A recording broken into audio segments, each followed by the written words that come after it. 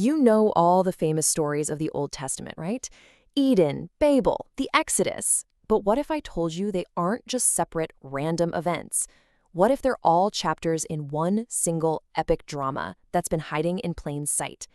It's a story about a cosmic family, a celestial power struggle, and a wild plan to reclaim the entire Earth.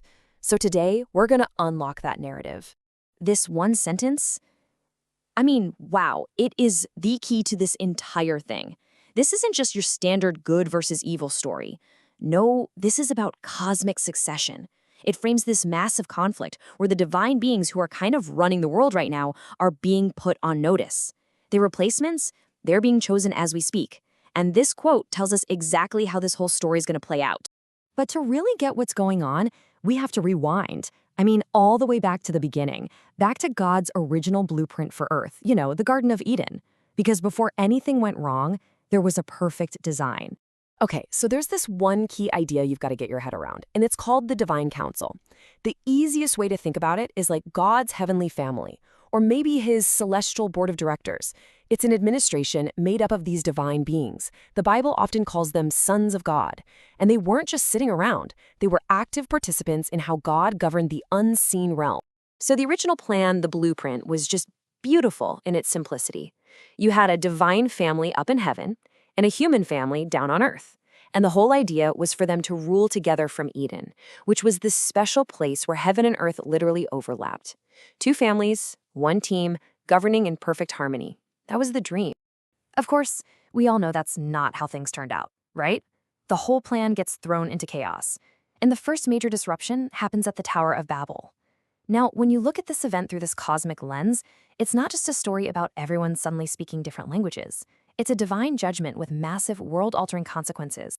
So you have humanity basically getting together to rebel against God's plan for them to spread out and fill the earth. But this time, instead of another flood, God does something totally different. He hits them with what the scholars call disinheritance. He essentially cut the rebellious nations off from his direct management. You could say he fired them. So what does disinheritance actually mean? Well, in this way of looking at it, God assigned all the nations of the world, all 70 of them, to be governed by 70 of those lesser divine beings from his own council. He literally outsourced the management of the world to these sons of God, and he kind of stepped back to let them have at it. So, okay, the world's been outsourced. Now what? Well, God hits the reboot button. If he can't work with the nations that already exist, you know what? He'll just create a new one for himself, a people that would be his own personal property on earth. And this, right here, is where Abraham and the nation of Israel walk onto the stage. And this is where the story takes a huge turn. Just like Adam was called God's son back in Eden, now the entire nation of Israel gets that title, my son, my firstborn. Israel becomes the new Adam, the fresh start for God's project to take back the world. Okay, now this is where it gets really, really interesting. Check out this number, 70. Remember that number?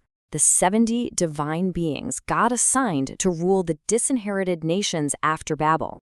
Just park that number in your brain for a second. Because what do you know?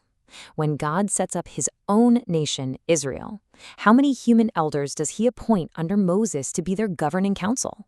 You got it. Exactly 70.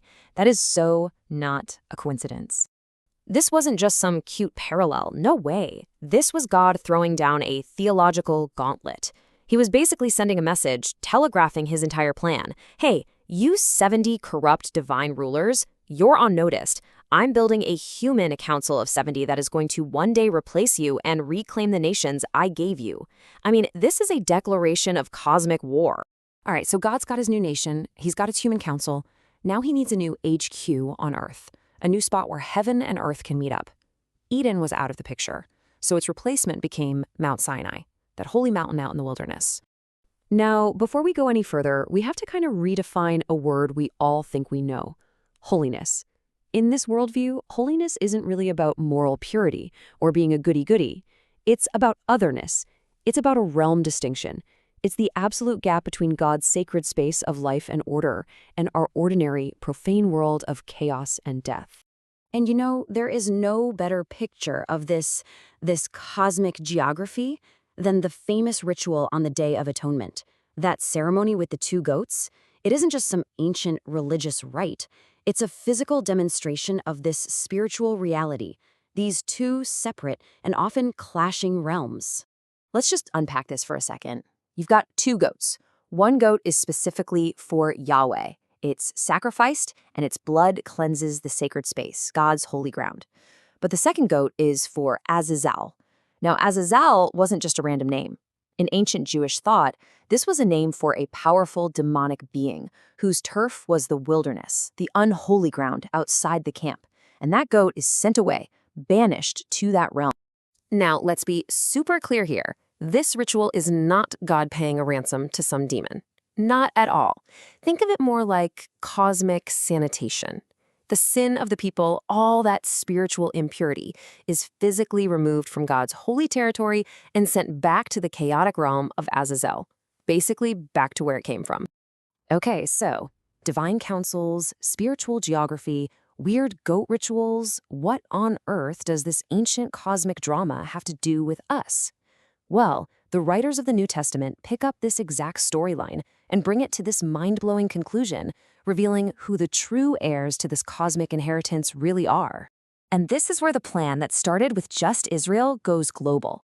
Through Jesus, the family of God is thrown wide open to people from all nations. Anyone who believes is given the authority to become a child of God, inheriting the same incredible status that Adam had and then that Israel had. The family is getting way, way bigger.